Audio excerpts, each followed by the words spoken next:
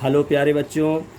आज हम आप लोगों को बेसिक साइंस में रसायन विज्ञान पढ़ाने जा रहे हैं, जिसमें अत्यंत छोटी छोटी परंतु महत्वपूर्ण बातें हम रसायन विज्ञान की सिखाएंगे।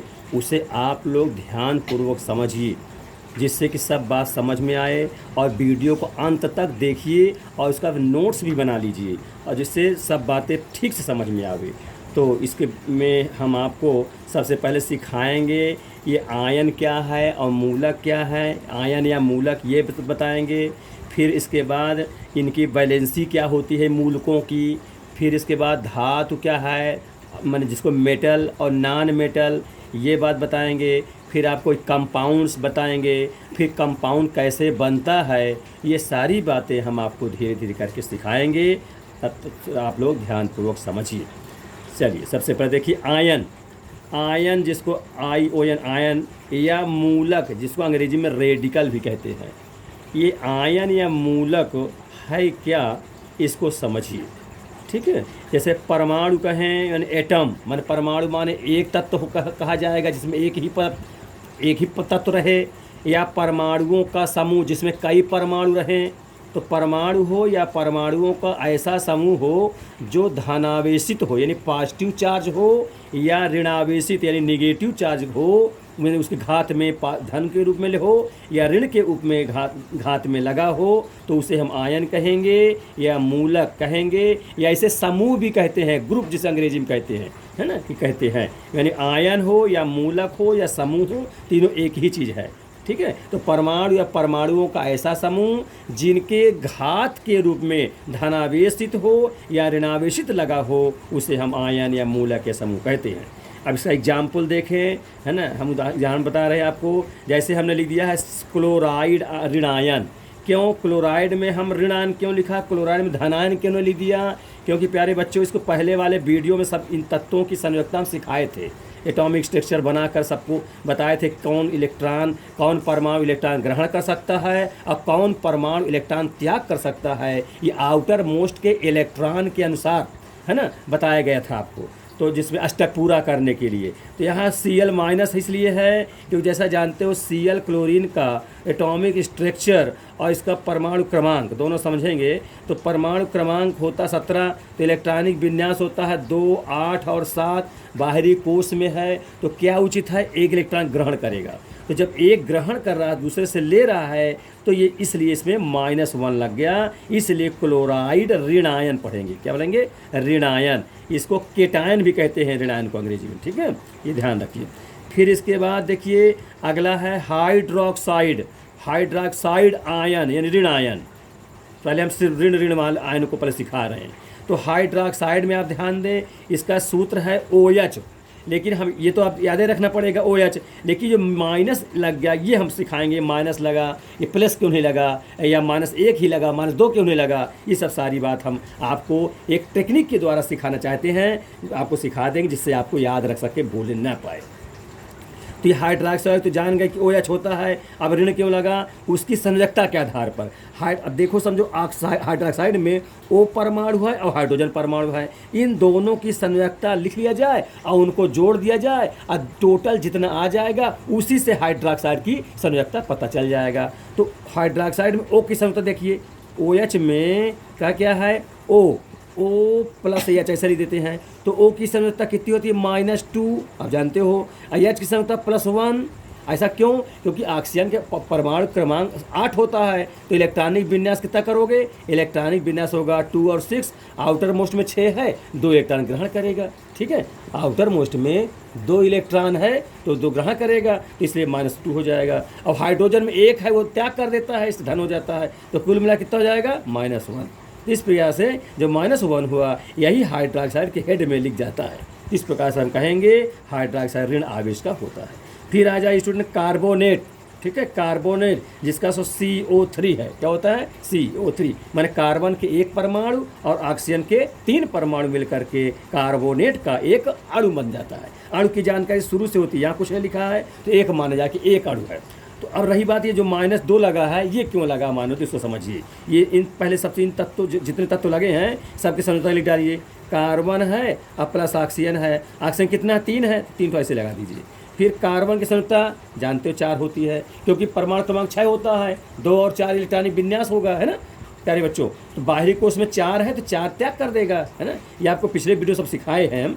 और ऑक्सीजन कितनी हो जाएगी, -2 होगी। लेकिन 3 ऑक्सीजन है तो कैसे लिखेंगे, 3 गुणते -2, एक ऑक्सीजन के -2 और 3 लगा है, 3 परमाणु हो गया, इसलिए हो जाएगा 4 और 3 दूनी 6 -6, तो कुल मिला के -2 हो गया। ठीक है, इस कारण से कार्बोनेट में --2 माइनस लगा होता है। ठीक है, फिर आ जाइए फास्फेट में। जिस फास्फेट PO4, इतने आपको याद रखना, फास्फेट ये मूलक है या रेडिकल है या आयन है या और क्या कहते हैं, ग्रुप है, समूह भी कहते हैं इसको। अब ये 3 ऋण लगा है, ऐसा क्यों, ऋण द्वि क्यों नहीं लग जाता या धन क्यों नहीं जाता, ये सब चीज़ें आप सीखेंगे। यहाँ परमाणु फास्फोरस का 1 परमाणु और ऑक्सीजन के 4 परमाणु से बना हुआ है। इसको ठीक से आप समझिए। जब पहले हम फास्फोरस लिख दिए और फिर ऑक्सीजन लगा दिए, ऑक्सीजन कितने हैं, 4 हैं। ठीक है, 4 है। इसी सामने हम सबका बता रहे हैं, ये इसका है, ये इसका है, ये इसका, अब इसका बताने जा रहे हैं। इसको ध्यान दीजिए कि क्यों इस माइनस लगते हैं, सबकी संयोजकता। एक पैराग्राफ मैं क्या सिखा रहा हूँ यहाँ सिखा रहा हूँ इन मूलकों की संयोजकता। ठीक है, इस ध्यान दीजिए, वायलेंसी ये मैं सिखा रहा हूँ। ये मूलक है, उसकी संयोजकता है, निकालने की एक टेक्निक बता रहा हूँ। तो देखो फास्फोरस के अब समझिए, फास्फोरस के आउटर मोस्ट कितने इलेक्ट्रॉन, 5 होता है ना प्यारे बच्चों, ध्यान समझ लीजिए थोड़ा, मैं इसके किनारे बता रहा हूँ। 5 होता है जब बाहरी कोश में, तो 5 पहले का, जब बाहरी में 5 है तो क्या करेगा, 3 ग्रहण करेगा, 3 तो -3 हो जाएगा। ठीक है, ऑक्सीजन कितना हो जाएगा, -2, तो 4 लगा है तो 4 दूनी 8, तो 4 × -2, तो कितना हो जाएगा, 4 दूनी 8, -8 और -3 मिलके -11 हो जाएगा। तो प्यारे बच्चों थोड़ा अभी टेक्निक समझो कि -11 किसी कंपाउंड की या परमाणु की संयोजकता नहीं मानी जाती। संयोजकता सही रूप में 0 से 4 तक होती है, प्लस में या माइनस में। 0 से 4 तक प्लस माइनस में संयोजकता मानी जाती है। यहाँ -11 आ रहा है, इसलिए प्यारे बच्चों थोड़ा ध्यान रखिए। ठीक इसको अपवाद के रूप में समझेंगे। क्यों, जैसे फास्फोरस में हमने आपको बताया कि आउटर मोस्ट में 5 इलेक्ट्रॉन है ना, समझिए ठीक से, मौखिक बोल रहा हूँ, लिख नहीं रहा हूँ। 5 इलेक्ट्रॉन है तो या तो 3 ग्रहण करे या 5 त्याग करे। तो अब यहाँ ग्रहण जब कर रहा था तो उसमें सब जोड़ने पर संयोजकता -11 हो जा रही थी। तो इसको मैं अमान्य कह रहा हूँ, क्योंकि संयोजकता 0 से 4 तक ही मानते हैं, इसलिए उल्टा थोड़ा कर देंगे। तो जहाँ 3 ले रहा था फास्फोरस, वहाँ 5 देने लग जाए, तो जब 5 दे देगा तो फास्फोरस की संयोजकता कितनी मानेंगे, +5 लिख देंगे। ये सब तत्वों की संयोजकता लिखते जाते हैं और उनको जोड़ करके वही लिख देते हैं पूरा उसके हेड पर। तो ये इस पर 5 हो जाएगा। अब ऑक्सीजन के -2 होती है, लेकिन 4 लगा है तो कितना हो जाएगा, 4 दूनी 8, -8। अब यह माइनस है, प्लस है तो घट जाएगा, तो -3 हो जाएगा। इसलिए प्यारे बच्चों हम कहते हैं कि फास्फेट में 3 माइनस हो जाता है। इस कारण से ये थोड़ा टिक बताया हूँ, थोड़ा ध्यान रखोगे तो भूल नहीं पाओगे। अब आराम से लिख लोगे। जब ये सब बन जाएंगे तो यौगिक बनाना बहुत आसान हो जाएगा। ठीक है स्टूडेंट, आगे पढ़ाता हूँ। फिर देखिए अब सल्फेट आ गया, जिसका सूत्र AsO4, सल्फर 1 परमाणु और ऑक्सीजन 4 परमाणु से मिलकर बना हुआ है। प्यारे बच्चों ये बताना कि -2 क्यों लगा, इसी को आप ध्यान समझिए। तो सल्फर परमाणु है और क्या कौन, ऑक्सीजन परमाणु है। ऑक्सीजन कितने परमाणु है, 4 परमाणु है, इस प्रकार से।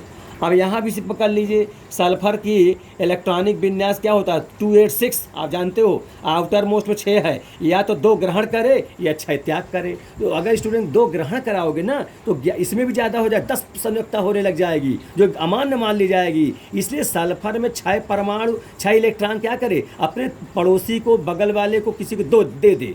जब दे देगा तो सल्फर की संख्या कितनी मान जाएगी, तो +6 मान लेंगे। कितनी मान लेंगे, +6 मान लेंगे। और ऑक्सीजन की -2 होती है, ऑक्सीजन की 4 लगा है तो 4 दूनी 8, -8 हो जाएगा। तो कुल कितना हो जाएगा, -2 हो जाएगा। इस कारण से स्टूडेंट सल्फेट की संख्या -2 हो गई। और अगर हम ऐसा नहीं करते, जैसे उसमें बता रहे थे, तो सल्फर की कितने 6 मानते, है ना, मान लो 2 ग्रहण करता तो -2 मानते, और ऑक्सीजन की -2 या 4 लगा तो -8 हो जाती। तो कुल मिला के -10 हो जाता, जो कि अमान्य हो जाता। यहाँ -11 था जो कि अमान्य था, समझे चाहिए इसको ठीक से, है ना, ये भी मान्य था। इस कारण से बेटा आप लोग समझिए ये सही है, -2, इसलिए -2 यहाँ लग गया। फिर आ जाइए नाइट्रेट में। इसी प्रकार से नाइट्रेट ऋण आयन। अब देखो नाइट्रोजन और ऑक्सीजन के 3 परमाणु, तो इसको समझिए नाइट्रोजन का 1 परमाणु और ऑक्सीजन के 3 परमाणु मिलकर बना हुआ है। अब इसकी संरचना सोचा जाए, नाइट्रोजन का परमाणु क्रमांक कितना 7, इलेक्ट्रॉनिक विन्यास 2 और 5, ठीक है 2 और 5, इलेक्ट्रॉनिक विन्यास कितना होगा 2 और 5 होगा। तो बाहरी कोश में 5 है, तो या तो 3 ग्रहण करे, अष्टक 8 का पूरा होता है। ये सब पिछले वीडियो में सब बताएं आप लोगों को, ध्यान से उसको समझते रहिए। और 3 या तो ग्रहण करे या 5 दे। अगर 3 एक ग्रहण करते हैं तो -3 हो जाएगा, और ऑक्सीजन का ऋण 2 होता है, 3 दूनी 6 गुणा हो जाएगा, तो 6 3 9 हो जाएगा। तो यही आपको बताना है कि संयोजकता आप सही रूप में 0 से 4 तक ही मानेंगे। वो परिवर्ती संयोजकता की बात अलग हो है, यहाँ परिवर्ती नहीं बता रहे हैं। यहाँ स्थायी रूप से जो स्टेबिलिटी वैलेंसी होती है वो 0 से 4 मानी जाती है। परिवर्ती संयोजकता की बात यानी कर रहे हैं, इसलिए जो स्थायी संयोजकता काम करता है उसकी बात होगी। इसलिए यहाँ पर हम नाइट्रोजन क्या करें, ये नाइट्रोजन अपना 5 इलेक्ट्रॉन अपने पड़ोसी को दे दे, तो देगा तो धनी +5 हो जाएगा। और ऑक्सीजन में -2 होती है और 3 ये लगा है तो -6 हो जाएगा। तो कुल मिला के तब -1 हो जाएगा। इसी कारण से नाइट्रेट में ऋण 1 लग जाता है, प्लस नहीं लगता, -1 लगता है। थोड़ा ये याद देखते जाएंगे तो बहुत सहूलियत होगी और सब मूलक के संयोजकता मालूम हो जाएंगे। एक ट्रिक बना ली गई है जिससे आप लोगों को याद हो सके बच्चों, ध्यान। अब आइए बोरेट में B1 ऑक्सीजन 3, बोरेट में ध्यान दीजिए। तो B लिख दिया और ऑक्सीजन के 3 लिख दिया, 3O लिख दिया। अब फिर ऐसे संयोजकता ढूंढेंगे। तो बोरान के सोचिए जरा कितना होता है, hydrogen helium lithium, hydrogen helium lithium beryllium boron 5 हुआ। तो 2 और 3 इलेक्ट्रॉनिक विन्यास, तो ये 3 जब 2 3 है, ध्यान दें 2 और 3 है, 2 3, तो 3 अगर 3 बाहरी में है या तो 5 ग्रहण करे या 3 त्याग करे। तो अगर ग्रहण करेगा 5 तो -5 ग्रहण करेगा तो -5 हो जाएगा, और 3 दूनी 6 ये हो जाएगा, तो -11 हो जाएगा, जो कि अमान्य हो जाएगा। इसलिए स्टूडेंट क्या करेंगे, ये बोरान में उसी में 3 है, 3 देता है आपस में, क्योंकि कम वाला ना होता है। आपको बताया था इसके पहले वाली वीडियो में कि किसी के पास 3 इलेक्ट्रॉन है बाहरी कोश में या किसी के पास 5 है, तो क्या करेगा 3 वाला अपने पड़ोसी को देगा। 5 लेने के अपेक्षा 3 देना आसान है, इसलिए अब ये 3 दे रहा है तो धन 3 माना जाएगा। अब ऑक्सीजन में ऋण 2 होता है संयोजकता, और 3 लगा है तो 3 दूनी 6 हो जाएगा, ठीक है। इसलिए स्टूडेंट घटा देंगे तो -3 आ जाएगा। इस -3 को 3 इस बार लिख दिया जाए, चाहे ऐसे ही लिख सकते हैं -3। तो ये स्टूडेंट बोरेट की वैलेंसी मानी जाएगी। बोरेट एक आयन है जिसकी संयोजकता ऋणायन है, और ऋण जो होता है संयोजकता वाले सब आधातु कहलाते हैं। क्या बोलते हैं, आधातु कहते हैं। अम्लीय माने जाते हैं कि इसका नेचर कैसा है, एसिडिटी है, अम्लीय प्रवृत्ति का है। और जो धन चार्ज वाले होते हैं वो क्षारीय प्रवृत्ति का होता है और धातु कहलाता है। ये छोटी छोटी बातें आपको बहुत काम करेंगी और तुरंत पहचान लेंगे। नहीं पहचानना बहुत कठिन हो जाता है प्यारे बच्चों, जब पहचान नहीं पाओगे तो तुरंत वहाँ गलती हो जाती है। फिर इसके बाद ये इसने मूलक बताया, जो काम के मूलक हैं वो आप बता रहा हूँ, फिर और मूलक बाद में बताऊँगा सब। अब इसके बाद देखो कैल्शियम जैसे आप जानते हो कि परमाणु क्रमांक 20 होता है, तो इसका इलेक्ट्रॉनिक वैलेंस क्या होता है 2 8 8 2, है ना। बाहरी कोश में 2 है, तो क्या इसकी प्रवृत्ति क्या हो, या तो 2 दे या 6 ले, तो 2 देना आसान है, इस दे रहा है, इसलिए हम कहते हैं इसकी +2 बैलेंसी हो जाएगी। वही प्लस लगा है, ये कैल्शियम धनायन हो गया। इसी प्रकार से अमोनियम आ गया। अमोनियम जिसको NH4 इसके सूत्र मानेंगे। NH4 नाइट्रोजन के 1 परमाणु और हाइड्रोजन के 4 परमाणु मिलकर के अमोनियम का एक अणु बनता है। तो यहाँ हम क्या लिखेंगे, नाइट्रोजन लिखा प्लस हाइड्रोजन लिखा और 4 हाइड्रोजन लगा दिया, ठीक है। क्या लिखा, ammonium NH4 plus ammonium nitrogen और हाइड्रोजन, इस प्रकार से हाइड्रोजन 4 परमाणु, ठीक। तो ये हो गया नाइट्रोजन। 7 है परमाणु क्रमांक, तो 2 और 5 हो जाएगा, ठीक है। 2 और 5 होगा तो ये 3 इलेक्ट्रॉन ग्रहण करेगा, ठीक ना है। समझिए इसको ठीक से, 3 क्यों ग्रहण कर रहा है, ग्रहण करे से -3, आप समझ जाइए भाई 3 क्यों ग्रहण कर रहा है, क्योंकि नाइट्रोजन का परमाणु क्रमांक 7, इलेक्ट्रॉनिक विन्यास 2 और 5, तो या तो 5 दे दे या 3 ले ले। यहाँ क्या उचित होगा, 3 लेना आसान है 5 देने की अपेक्षा, ये व्यवहारिकता का नियम लागू कर दीजिए। जैसे मैंने पिछले वीडियो बताया है, मेले में 2 छात्र हैं, एक के पास 3 रुपया हो, एक के पास 5 रुपया हो, तो सामान किसको खरीदना आसान होगा, 3 वाले को 5 वाले को? तो कहोगे तुम लोग 5 वाले को, 5 वाला रहेगा उसके पास 3 रुपये उधार लेना पड़ेगा, और 3 वाला उसको 5 रुपये उधार अधिक लेना पड़ेगा। तो व्यवहारिकता का नियम क्या है कि उधार जितना कम से कम लेना पड़े उतने समाज उसको अच्छा मानती है। वही यहाँ हम समझने के लिए टेक्निकल टाइप से बता रहे हैं, ताकि आप लोगों को भूलने ना पाए और आराम से सब यौगिक बना ले जाओ। तो इस प्रकार से -3 हुई। अब हाइड्रोजन संख्या धन 1 होती ही जानते हो, क्योंकि एक परमाणु क्रमांक होता है, वो इलेक्ट्रॉन त्याग देता है तो धन चार्ज का हो जाता है। तो प्लस 4 हाइड्रोजन है तो 4 × 9 4 हो जाएगा, ऐसे लिए तो 4 × 9 ऐसे ले सकते हो। तो 4 × 9 4 में 3 घटा दोगे स्टूडेंट तो +1 हो जाएगा। इसलिए हम कहते हैं अमोनियम में प्लस चार्ज होता है, अर्थात क्षारीय प्रवृत्ति का होता है। ठीक है, हाँ, क्योंकि प्लस वाला क्षार होता है, अब माइनस वाला अम्ल होता है। ये 2 बातें आप समझिए। ठीक है, ये आगे अब बताएंगे भी इसको अम्ल क्षार को और ठीक से। तो पहले इसको आयन सिखा रहे हैं, तो मेरा मानना है ये तुम लोग ठीक समझ गए होगे। अब फेयर बनाकर इसको बढ़िया नोट्स करके लिखिएगा और ठीक से एक बार अपने से समझिएगा। ठीक है, इस प्रकार सब समझ में आ गया। माइनस क्यों लगा, यहाँ -3 लगा, यहाँ -2 लगा है, माइनस, ये माइनस, यहाँ देखो प्लस, यहाँ भी प्लस आ गया है। ठीक है, इस प्रकार यहाँ स्टूडेंट थोड़ा सा समझ लीजिए, एक हाइड्रोक्साइड है जो कि अपवाद है। हमने बताया जितने ऋण चार्ज वाले होते हैं वो अम्लीय प्रवृत्ति का होता है, लेकिन हाइड्रोक्साइड स्टूडेंट ऋण चार्ज होते हुए भी अम्ल नहीं है। ये किस प्रवृत्ति का है, ये स्टूडेंट क्षारीय प्रवृत्ति का है। कैसा है, क्षारीय, यानी बेसिडिटी, बेसिकली गुण रहता है, क्षार वाली इसका गुण होता है, अम्ल वाला गुण नहीं होता है। बाकी सब अम्लीय है ऋण वाले, और धन वाले तो क्षारीय होता ही है। बस यही हाइड्रोक्साइड अपवाद में है, ऋण चार्ज होते हुए भी ये क्षारीय गुण रखता है, इसलिए इसको हम क्षारीय प्रवृत्ति का मानते हैं। ठीक है स्टूडेंट, हाँ, ये समझे चलिए। अब तो ये हमने आपको मूलक सिखाए। अब इसके आगे हम आपको धातु, मेटल और नॉन मेटल सिखाते हैं, फिर यौगिक बनाना आपको सिखाएंगे। तो बढ़िया आपसे आ जाएगा, यौगिक बना लेंगे, तुरंत याद रहेगा। फिर आगे इसके बताएंगे। आगे देखिए, अब अगला हम बताने जा रहे हैं आप लोगों को धातु, मेटल क्या है। ठीक है, देखिए इसको ठीक से समझिए। मेटल्स, जिसको हम धातु कहते हैं अंग्रेजी, हिंदी में अंग्रेजी मेटल्स कहते हैं। तो देखिए धातु क्या है, हम लिख दिए ताकि तब सहूलियत रहे आपको समझने में, नहीं हम अपने मौखिक बता सकते थे। लेकिन धातु क्या है, धन विद्युती इलेक्ट्रोपॉजिटिव तत्व होता, ध्यान दीजिए। धातु मेटल क्या है, धन विद्युती तत्व है, मैंने जिसके पावर में धन चार्ज लगा रहे वो होता है।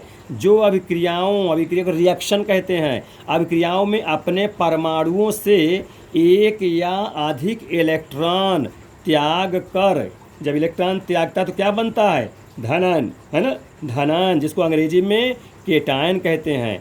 और अधातु को जो ऋणायन होता है वो, ध्यान दे प्यारे बच्चों, एनायन कहते हैं। ध्यान दीजिए कि थोड़ा सी चीज़ें, धनायन हो तो केटायंस है कहते हैं, और ऋणायन हो तो एनायंस कहते हैं। अभी उसको बता रहे हैं।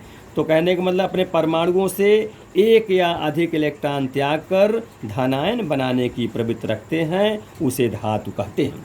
ठीक है, धातु मतलब किस चार्ज का होता है, धन चार्ज का होता है, और धन चार्ज होता है। इतना अगर समझ में आ गया तो प्यारे समझ जाओ कि भाई धन चार्ज कब आएगा, जब इलेक्ट्रॉन त्याग करेगा, ग्रहण करेगा। तो बता दोगे तो इलेक्ट्रॉन त्याग करेगा, क्योंकि त्यागने से धन चार्ज आता है और ग्रहण करने से ऋण चार्ज आता है। तो इस प्रकार से परिभाषा हो गई कि जो अभिक्रियाओं में अपने परमाणुओं से एक या अधिक इलेक्ट्रॉन त्याग करने की प्रवृत्ति रखता है और त्याग करने के बाद धनायन बना लेता है, उसे हम धातु कहते हैं, मेटल्स कहते हैं।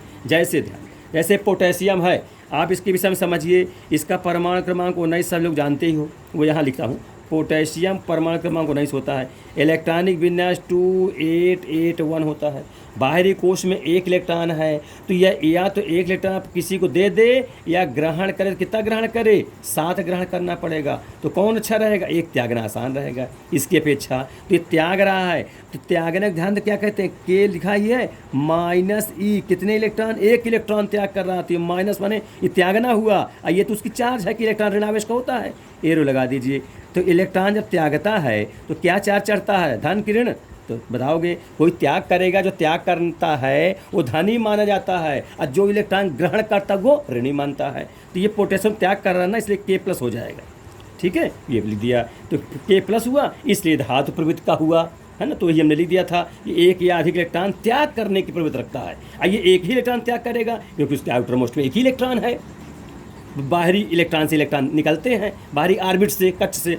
अगला देखिए, इसी प्रकार से हम और ले लें, जैसे कि सोडियम का ले लें, है ना, सोडियम या मैग्नीशियम का ले लीजिए। अब मैग्नीशियम का ले लें तो मैग्नीशियम के प्यारे बच्चों देखो, परमाणु क्रमांक तो जैसे बताया मैं सब बहुत ज़रूरी है ना। उस परमाणु क्रमांक तो याद रखोगे उंगली में सब लोग।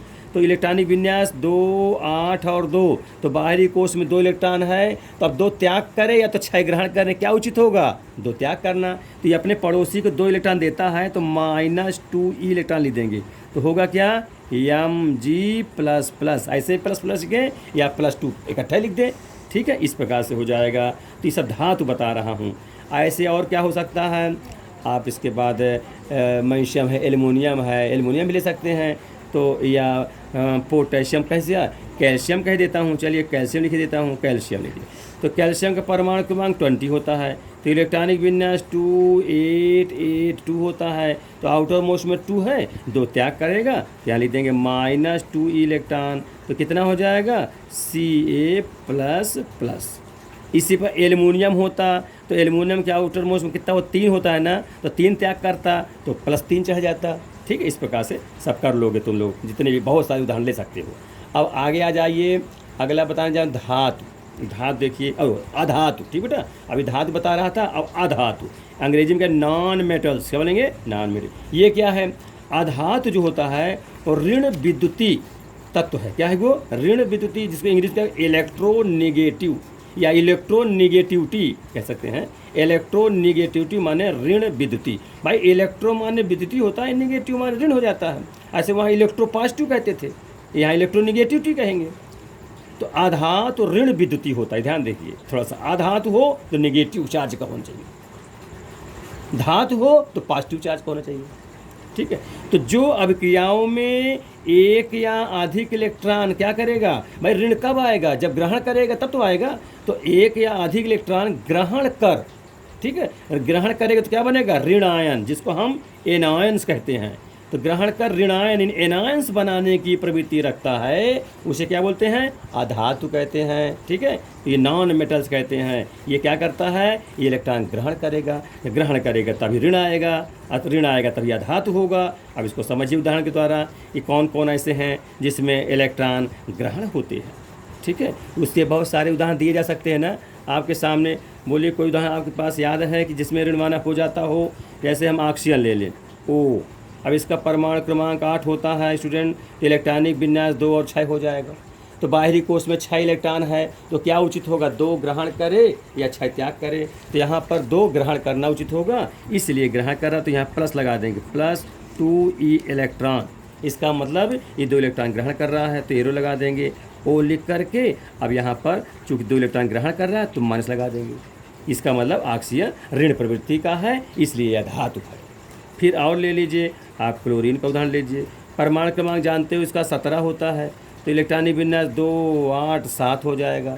आउटर मोस्ट में ये बाहरी को ही आउटर मोस्ट मानते हैं। कितने इलेक्ट्रॉन? 7 इलेक्ट्रॉन। क्या करेगा? 1 इलेक्ट्रॉन ग्रहण करेगा, है ना, और 7 या तो फिर 7 त्याग करे, तब तो 7 निकल जाएगा, तो ये आउटर मोस्ट बचेगा, तो स्थायी हो जाएगा। और स्टेबिलिटी होने के लिए सब परमाणु प्रयासरत रहते हैं। तो 7 है तो 1 ग्रहण कर लेगा, तो यहाँ ये प्लस इलेक्ट्रॉन 1 लिख देंगे, एरो लगाकर Cl 1 माइनस चढ़ जाएगा, क्योंकि 1 इलेक्ट्रॉन ग्रहण कर रहा। जितने इलेक्ट्रॉन ग्रहण करते हैं उतने ही पावर चढ़ जाते हैं ऋण के रूप में। इसी प्रकार से आप फास्फोरस के ले लीजिए। फास्फोरस समझिए, P कितना होता है? परमाणु क्रमांक 15 होता है। इलेक्ट्रॉनिक विन्यास कितना हो जाएगा? 2, 8, 5 है। तो बाहरी कोश में 5 है, 3 ग्रहण करेगा, यह +3 इलेक्ट्रॉन माइनस कर लेंगे, तो कितना हो जाएगा? P 3 माइनस लगा देंगे, ऐसा लिख दें, चाहे इसी को और करके P-3 ऐसे लिख सकते हैं। यानी फास्फोरस ऋण चार्ज का होता है, ये अधातु है ना, क्योंकि नॉन मेटल वही होंगे जो ऋण चार्ज वाले होंगे, धातु वो होंगे, मेटल वो होंगे जो धन चार्ज वाले होंगे। ये मेरा मानना है कि तुम लोगों को ठीक से समझ में आ गया होगा, है ना। अब आपको इसमें बहुत परेशान होने की जरूरत नहीं है, सारी इस बातें आप ठीक से धीरे समझ जाओगे। ठीक प्यारे बच्चों, कि मेटल और नॉन मेटल समझ में आ गया होगा। ठीक, कौन ग्रहण करता है, कौन त्याग करता है, उस आधार पर हो, अब क्यों ग्रहण त्याग करता है, यही आपको, अब कितने इलेक्ट्रॉन त्याग ग्रहण करते हैं, ये सब आपको ध्यान से समझना है। फिर आगे बताता हूँ इसके आगे देखिए, आगे मैं बताने जा रहा हूँ अब यौगिक, जिसको आप लोग अंग्रेजी में बोलते हैं कंपाउंड्स। क्या बोलते हैं? कंपाउंड्स, यौगिक। तो स्टूडेंट ध्यान दो, यौगिक भी बहुत महत्वपूर्ण है ना पदार्थ है ये अणु है। ध्यान दो इसको कैसे, जब दो या दो से अधिक तत्व, ठीक, या परमाणु परस्पर यानी आपस में एक ये निश्चित अनुपात होता है, नहीं कि जितना में उतना मिला दीजिए, एक निश्चित रहना चाहिए। अनिश्चित रहेगा तो वो मिश्रण कहलाता है। इसमें यौगिक में निश्चित अनुपात होता है ना, एक निश्चित अनुपात में रासायनिक संयोग करके, कैसे, हाँ, रासायनिक, भौतिक नहीं, रासायनिक संयोग करके एक अणु बनाते हैं या एक पदार्थ बना लेते हैं, तो उसे यौगिक कहते हैं। समझ रहे हो प्यारे बच्चों? ध्यान दो, जब दो या दो से अधिक तत्व या परमाणु परस्पर मिल करके एक निश्चित अनुपात में रासायनिक क्रिया करके, संयोग में क्रिया भी कह सकते हैं, रासायनिक में केमिकल रिएक्शन या केमिकल कम्बिनेशन, उसका संयोग कर लेते हैं, आपस में जुड़ते हैं, एक नया अणु बना लेते हैं जुड़ करके, तो उसे यौगिक यानी कंपाउंड्स कहते हैं। अब जैसे देखिए, जैसे नमक है, देखिए नमक का सूत्र आप लोग जानते हो, नमक तो हमने साधारण नाम ले लिया, जैसे सोडियम क्लोराइड, ये इसके रासायनिक नाम है। यौगिकों का रासायनिक नाम याद रहना चाहिए, और कुछ साधारण नाम भी दिए रहते हैं, तो जितना हो सके साधारण नाम भी जानते रहो, और रासायनिक नाम तो बहुत ही इम्पॉर्टेंट है ना, ध्यान दीजिए। तो सबसे पहले सोडियम क्लोराइड लिखा है तो समझ जाओ, सोडियम है और क्लोरीन है, तो ये NaCl हुआ, ये यौगिक हुआ। इसमें सोडियम का एक परमाणु और क्लोरीन का एक परमाणु, यानी 1:1 के निश्चित अनुपात में रासायनिक संयोग से मिला है। अब ये रासायनिक संयोग कैसे होगा? ये इसलिए होता है क्योंकि देखो, ये एक, इसके आउटर मोस्ट में 1 इलेक्ट्रॉन होता है, और क्लोरीन में क्या होता है, आउटर मोस्ट में 7 इलेक्ट्रॉन होता है ना, 7 इलेक्ट्रॉन के 2 इलेक्ट्रॉन, 2 4 इलेक्ट्रॉन, 2 6 इलेक्ट्रॉन, एक 7 इलेक्ट्रॉन, और यहाँ हम 1 इलेक्ट्रॉन को क्रॉस से कर देते हैं, ठीक है। ये तो अब ये क्रिया हो रही है, तो ये इसको दे रहा है 1 इलेक्ट्रॉन, तो देगा जब, तो क्या बनेगा, जब देगा तो ये धनी हो जाएगा, यानी प्लस लिख देंगे, और Cl ऋणी हो जाएगा, Cl माइनस कह देंगे, फिर उसके आगे लिख देंगे NaCl, यौगिक के रूप में लिख देंगे। तो ये सब रासायनिक कमीशन ना हो गया, इलेक्ट्रॉन का आदान प्रदान हो गया, है ना। इस प्रकार से बन जाए तो इस प्रकार कंपाउंड बन जाता है। इसमें निश्चित अनुपात होता है, सोडियम का एक परमाणु है और क्लोरीन का भी एक ही परमाणु है, एक निश्चित अनुपात में मिला है, ये यौगिक है, ये मिश्रण नहीं है, ध्यान दीजिएगा। फिर वह नमक नमक होगी, इसको नमक कहते हैं। अब जल लेते हैं, जिसको वाटर कहते हैं ना, इसका रासायनिक क्या है, हाइड्रोजन ऑक्साइड, माने हाइड्रोजन है ऑक्सीजन है। जब यौगिक के रूप में मिलता है तो ऑक्सीजन ना कह के अंत में डल लगा देते हैं, ऑक्साइड। जैसे क्लोरीन होता है तो अगर यौगिक के साथ में तो क्लोराइड, हाँ, ब्रोमाइड, इस प्रकार से सल्फाइड, जब यौगिक के रूप में कहें तो डल लगा देते हैं, सल्फाइड, ब्रोमाइड, क्लोराइड, इस प्रकार से। जैसे हाइड्रोजन ऑक्साइड है, ये जल का सूत्र है, तो हाइड्रोजन के 2 परमाणु और ऑक्सीजन के 1 परमाणु मिलकर निश्चित अनुपात में रासायनिक संयोग से बना हुआ है, ठीक है। तो ये कैसे बनता होगा, इसको समझिए। जैसे O लिख दिया ऑक्सीजन, हाइड्रोजन 2 है, एक इधर लगा दीजिए, एक इधर लगा दीजिए। इस प्रकार से एक इलेक्ट्रॉनिक संरचना ही बता दे रहा हूँ मैं तुम लोगों को, अब धीरे धीरे सब सिखाऊंगा। तो जैसा तुम जानते हो, हाइड्रोजन के 1 इलेक्ट्रॉन होता है तो इलेक्ट्रॉन लिख दिया आउटर मोस्ट में। ऑक्सीजन कितना होता है, 6 होता है, वो 6 लिख दीजिए। जैसे लिखिए 2 इलेक्ट्रॉन यहाँ लिख देता हूँ, 2 यहाँ 4 और 2 यहाँ लिख दे 6, बाहरी कोश में है ना, क्योंकि परमाणु की मांग 8 होता है, 2 और 6 विन्यास हो जाएगा, 6 हो जाएगा। तो स्टूडेंट ध्यान है कि ये हाइड्रोजन क्या करता है, 1 इलेक्ट्रॉन कौन कौन लेता है, ये इसमें आप ध्यान दीजिए, इसमें क्या होगा इसको समझिए। जैसे ये दे देगा, ये ऑक्सीजन ले लेगा, इधर से ये हाइड्रोजन दे देगा, ऑक्सीजन ले लेगा, तो हाइड्रोजन का अस्तित्व ही समाप्त हो जाएगा, है ना। तो ऐसा हो सकता है क्या, तो या तो साझा करे, तो इसमें क्या उचित होगा, है ना, ध्यान दीजिएगा, OH इस प्रकार ले देता हूँ। तो अगर ये 1 स्टे इलेक्ट्रॉन और 1 स्टे इलेक्ट्रॉन, इसके बिंदी से इलेक्ट्रॉन कहते हैं, और इसमें 1 इसका इलेक्ट्रॉन, 1 इसका इलेक्ट्रॉन, फिर 2 ये 4 और 2 ये 6 हो गया, 2 2 4 1 5 1 6 ये हो गया, 1 ये हो गए। तो ये अगर एक एक साझा कर ले, इस प्रकार से ऐसे साझा करेगा, ऐसे, तो 2 2 4 2 6 2 8, इस प्रकार से हाइड्रोजन का भी अस्तित्व रह जाएगा और ऑक्सीजन का अस्तित्व रह जाएगा। इसलिए स्टूडेंट ऐसे बनता है। तो क्या बनता है, AH single bond O single bond AH, ऐसे बनते हैं रासायनिक संयोग के द्वारा। अगर दे देगा तो हाइड्रोजन अपना अस्तित्व ही समाप्त कर लेगा, इसलिए इस प्रकार की साझेदारी हो जाएगी और ऑक्सीजन का स्टैक पूरा हो जाएगा, है ना। तो यहाँ पर जल में क्या हुआ, 2 हाइड्रोजन परमाणु 1 ऑक्सीजन परमाणु मिल करके जल बन जाता है। तो ये यौगिक बता रहा हूँ आपको, ठीक है। इस प्रकार से बहुत सारे यौगिक बताना सिखाऊंगा।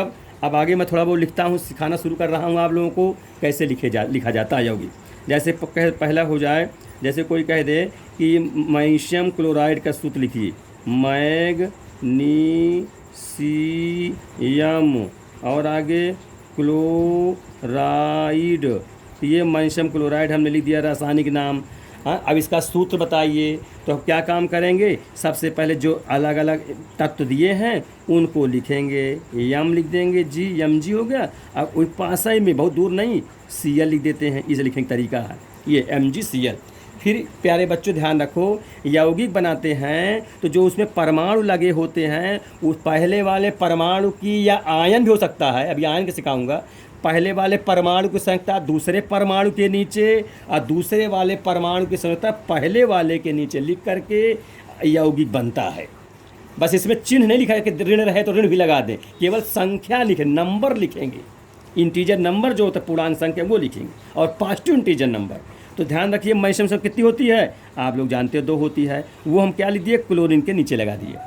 और क्लोरीन कितनी होती है, क्लोरीन की संख्या तो जैसे -1 होती है, आप पढ़े हो, तो क्लोरीन की -1, तो यहाँ माइनस तो लगाएंगे नहीं, और एक आ रहा है, एक तो छिपा होता है, एक लिखा नहीं जाता है। तो प्यारे बच्चों मैग्नीशियम क्लोराइड संख्या होगा MgCl2, बहुत दूर नहीं लिखेंगे, हाँ ध्यान रखिए MgCl2, थोड़ा और नज़दीक 2 को लगाएंगे यहाँ पर। इस प्रकार से मैग्नीशियम क्लोराइड का सूत्र हो गया। अब दूसरा देखिए, मान लिया जाए कहते calcium chloride, calcium chloride, chloride बिंदी कर दिया, इसको समझो। तो कैल्शियम लिख दिए और वहीं पास में Cl लिख दिए, कैल्शियम संयुक्ता क्लोरीन के नीचे और क्लोरीन की संयुक्ता कैल्शियम के नीचे लिख दी जाती है। अच्छा एक चीज़ और ध्यान दीजिए, अगर दोनों गिनतियों में आपस में कटते रहें तो काट कर लिख देना चाहिए, है ना, गिनती को भाग दगाकर जो बचे वो लिख देना चाहिए। तो यहाँ देखो कैल्शियम की संख्या 2 यहाँ लिख दिए और क्लोरीन की एक तो लिखी नहीं जाती, इसलिए कैल्शियम क्लोराइड का क्या बन गया स्टूडेंट, सूत्र। ध्यान रखिएगा, इसको हम लोग क्या कहेंगे, फार्मूला, है ये ध्यान दे, यौगिक दिया रहेगा, उसका कहेगा रासायनिक सूत्र लिखिए, इस प्रकार से रासायनिक सूत्र आप लिख दोगे। तीसरा देखिए, मान लिया कह दिया जाए अमोनियम, अमोनियम, अमोनियम ऑक्साइड कह दें, ठीक है, अमोनियम ऑक्साइड, कुछ भी हो सकता है, ऑक्साइड, ये सर, ठीक है। तो देखो अमोनियम का सूत्र अभी बताया मैं, आयन के रूप में होता है, ये मूलक है, NH4 होता है। ऑक्साइड का ये ऑक्सीजन है, बगल में O लिख दिया। फिर अब बताएंगे कि ये मूलक है ना, ये एक रेडिकल है, इसमें का एक, इसमें 5 परमाणु है, एक नाइट्रोजन है, 4 हाइड्रोजन है, ये आयन के रूप में था, अब इसके पहले बता रहा था अभी मैं। तो इसकी जो बैलेंसी होती है अमोनियम की, वो ऑक्सीजन के नीचे लगाऊंगा, और ऑक्सीजन जो संयुक्ता होती है वो अमोनियम के नीचे लगाऊंगा। तो अमोनियम कितनी बैलेंसी होती है, +1, तो ये +1, यहाँ एक तो लिखा नहीं आता है। लेकिन ऑक्सीजन कितनी होती है, -2, वो -2 कहाँ लगाओगे, अमोनियम के नीचे। तो अमोनियम कैसे लगाओगे, कोष्टक लगा के, ध्यान दो प्यारे बच्चों, ये कोष्टक लगाएंगे। अब यहाँ 2 लिख दें अमोनियम, है ना, अमोनियम, ठीक है, अमोनियम ऑक्साइड का सूत्र हो। अच्छा ये कोष्टक लगा प्यारे बच्चों, अब होल कोष्टक क्यों लगा दिया, अगर कोष्टक न लगाता तो केवल ये हाइड्रोजन भर में 2 माना जाता, और यहाँ 42 दिखने लगता, इसलिए ऐसे कोष्टक लगाएंगे जब कई परमाणु यहाँ लगे हों। तो इस प्रकार से ये अमोनियम ऑक्साइड का सूत्र हो गया। चौथा नंबर देखो, मान लिया दे दी जाए कैल्शियम कार्बोनेट, कैल्शियम कार्बोनेट, इसको सूत्र समझिए। तो कैल्शियम का Ca लिख दिया और कार्बोनेट का CO3 लिख दिया। फिर संयुक्ता ढूंढिए, इतना नहीं कंप्लीट अभी हुआ, कैल्शियम संयुक्ता कार्बोनेट के नीचे लगाएंगे, होल लगा कोष्टक लगाकर, और कार्बोनेट संयुक्ता कैल्शियम के नीचे लगाएंगे, तब जाके कंप्लीट यौगिक बनता है। ठीक है, हो सकता है बराबर बराबर हो तो नहीं लिखेंगे, वो कट जाएगा।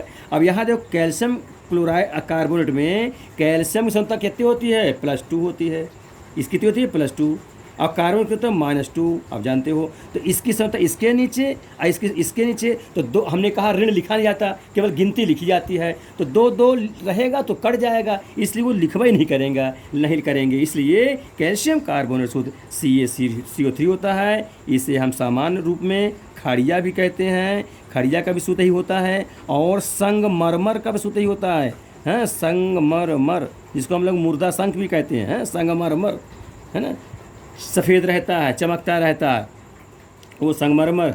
हैं। तो खड़िया और या जो हम लिखते हैं चाक, वो है वो उसी का सूत्र है ये। फिर अगला 5वां नंबर देखो, मान ले दिया जाए, अगला कैल्शियम हो गया, कैल्शियम खड़िया का सूत्र कैल्शियम का हो गया। आगे बहुत सारे फार्मूले हैं, थोड़ा थोड़ा लिख रहा हूँ। मान लीजिए कैल्शियम हाइड्रोक्साइड, कैल्शियम हाइड्रोक्साइड, ड्रॉक्साइड, ये है, ये रासायनिक नाम लिख दिया, ऐसा लिखा रहेगा। इसका आपको रासायनिक सूत्र लिखना है इसका। चलिए, तो कैल्शियम क्या लिखेंगे, Ca लिख देंगे। और हाइड्रोक्साइड का आप जान चुके प्यारे बच्चों, OH होता है, ऐसे लिख देंगे। इसमें कोई डिजाइन चलता नहीं है, वो पहली प्रकार है या पहली प्रकार का। अब कैल्शियम का संयुक्ता हाइड्रोक्साइड के नीचे और हाइड्रोक्साइड की संयुक्ता कैल्शियम के नीचे लिख करके यौगिक बनता है। इसको पदार्थ भी कहते हैं, इसको अणु भी कहते हैं, जिसको मालिक्यूल कहते हैं। ठीक है। तो कैल्शियम कितनी होती, 2। तो 2 कैसे लगाएंगे, अगर मैं ऐसे 2 लिख दूंगी इसके नीचे तो ये माना जाएगा कि 2 केवल हाइड्रोजन माने, वो नहीं माना जाएगा। इसलिए प्यारे जो होल कोष्टक लगा के लगाया जाता है। CaOH का होल ट्वाइस पढ़ते हैं, और OH की संख्या 1 होती है, तो 1 कैल्शियम से होती है मानी जाएगी, लिखी नहीं जाती है। इस प्रकार से ये कैल्शियम हाइड्रोक्साइड, इसको हम लोग बुझा चूना भी कहते हैं। क्या कहते हैं, बुझा वाला चूना। ये बुझा चूना कौन सा चूना होता है ना, जो समझ लीजिए पान में लगा के इसको खाया जाता है ना, ये ढोका वाला चूना आता है जिसका सूत्र CaO कैल्शियम ऑक्साइड होता है। उसको पानी में बुझा देते हैं तो सनसनाहट और बुदबुदाहट, देखो गैस निकलती है ना। आप ढोका वाला चूना ले आओ मार्केट से, एक मिट्टी में पानी में डाल कर को डाल दो, तो देखो कितनी गर्मी आ जाएगी, उसमें सनसनाहट गैस निकलती है। वो कौन सी गैस होती है, वो कार्बोनेट गैस होती है। कौन सी होती है, कार्बोनेट गैस। उसको सीखोगे तुम लोग, तो ठीक है। तो जब फिर आप बुझा लेते हैं, कुछ देर बाद सनसनाहट निकल जाता है और गर्मी शांत हो जाती है, ठंडा हो जाता है, तो छान लेते हैं, तो वो चूना मिल जाता है, जिसको हम लोग बुझा चूना कहते हैं। ठीक है। इस प्रकार से ये कैल्शियम हाइड्रोक्साइड का सूत्र हो गया, बुझा चूना का सूत्र हो गया। फिर आगे देखिए क्वेश्चन नंबर 6, माने 6वां नंबर है ना। ये सब यौगिक आप लोग सीखते चलिए ठीक से। और ले लें, मान लिए कह देते हैं अमोनियम सल्फेट। ठीक है प्यारे बच्चों, अमोनियम सल्फेट। ये लड़के ठीक से सीखे नहीं रहते प्यारे बच्चों, समझ लो। तो होता क्या है, वो उल्टा सीधा गलती सही बता देते हैं। इसलिए ऐसा मत करिए, आप ठीक से पढ़िए, तो आप कहीं कोई समस्या नहीं रहेगी, सब बन जाएगा। अमोनियम में क्या सूत्र होगा, NH4, ये जानते ही हो। और सल्फेट का सूत्र SO4 जानते हो। अब इसकी संख्या ढूंढ के इसके नीचे लिखो, और इसकी संख्या खोज करके इसके नीचे लिखो। और संख्या निकालने का तरीका मैं बता ही चुका अभी। तो अमोनियम कितनी होती है, +1। वो सल्फेट, एक सल्फेट नीचे लिखेंगे, एक तो लिख नहीं आती। और सल्फेट कितनी होती है, -2। तो वो 2 लिखेंगे, ऋण तो लगाएंगे नहीं, वो कहाँ लगाएंगे, अमोनियम के नीचे। तो ये अमोनियम को होल लगा देंगे, क्योंकि कई परमाणु है ना, तो ये लग जाएगा। तो NH4 का होल ट्वाइस SO4, ये अमोनियम सल्फेट का रासायनिक सूत्र हो गया। इस प्रकार से इसको लिखेंगे। ठीक है। अब ये 2 है, 3 है, क्या कितना लग गया, यही आपको सावधानी से समझना है। फिर 7वां नंबर ले लीजिए, मान लीजिए कह दिया जाए सोडियम कार्बोनेट सूत्र बताइए।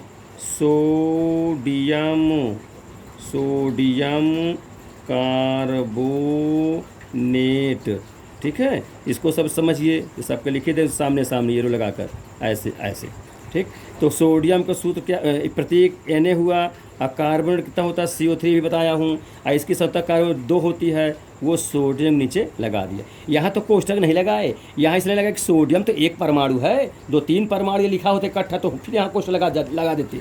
इस प्रकार से सोडियम कार्बोनेट का सूत्र हो गया। अच्छा, इसका मतलब क्या हुआ कि सोडियम के 2 परमाणु और कार्बोनेट के 1 परमाणु, है ना, या 1 अणु कह लेंगे। सोडियम के 2 परमाणु और कार्बोनेट का 1 अणु, इसके क्योंकि कई परमाणु लगे हैं, मिल करके सोडियम कार्बोनेट का पूरे का 1 अणु, ये पूरा अणु की जानकारी यहाँ से हो जाती है। कुछ नहीं लगा तो 1 मानेंगे, सोडियम कार्बोनेट का 1 अणु प्राप्त हो जाता है, या इसे हम सोडियम कार्बोनेट पदार्थ भी कहते हैं। ठीक है प्यारे बच्चों, इस प्रकार से इतना मैं तुम लोग को समझा दिया हूँ। और इस प्रकार बहुत सारे यौगिक होते हैं, सबको धीरे धीरे सिखाऊंगा, और कुछ तुम लोग अपने से भी बनाते रहो, है ना। जैसे एक और कोई ले लिया जाए, जैसे हम कहते हैं कैल्शियम ऑक्साइड। 8वां नंबर एक और दे देता हूँ, कैल्शियम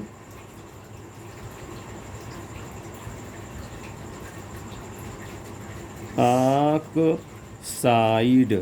इसका सूत्र क्या होगा, Ca लिख देंगे, O लिख देंगे, ठीक है। कैल्शियम से 2 होती है और ऑक्सीजन भी 2 होती है, बस अब तो ऋण में होती है, तो 2 यहाँ लिखेंगे नहीं, 2 यहाँ रहेगा तो कट जाएगा, इसे लिखवा ही नहीं करेंगे। ये कली का चूना है। कौन सा चूना है, कली का चूना। भी ढोका वाला चूना होता है, वही चूना होता है जो मार्केट में बिकता है, उसको पानी में बुझा लेते हैं तो वह बुझा चूना सूत्र हो जाता है, जिसका सूत्र सी है, उसका होल ट्वाइस होता है। ये रिएक्शन सब सिखाएंगे अभी, पहले आप यौगिक बनाना प्यारे बच्चों ठीक से सीख लो, यही सबसे इम्पॉर्टेंट है, ठीक है। तो इतनी बातें मैं सिखाया हूँ और इसके आगे मैं फिर से आपको और सिखाऊंगा। तब तक आप इसको ठीक से फेयर बनाकर अच्छे से मन लगा के पढ़िए घर पर। हाँ, और इस समय जैसे जानते हो कहीं सब बंद है, विद्यालय चल नहीं रहा है, पता नहीं कब तक बंद रहे, अभी भी नहीं कहा जा सकता। इसलिए अपना नुकसान ना करो, और इन्हीं सबको देख करके मैं और पूरे मन से तुम लोगों को पढ़ा रहा हूँ, जिससे कि तुम लोग को किसी प्रकार कोई नुकसान ना होने पाए, ठीक है प्यारे बच्चों। ठीक है, तो यहाँ वीडियो को अंत तक देखिए आप लोग, जिससे कि एक एक बात समझ में आवे, ठीक है। हाँ, थैंक यू। नेक्स्ट अगले वीडियो में आप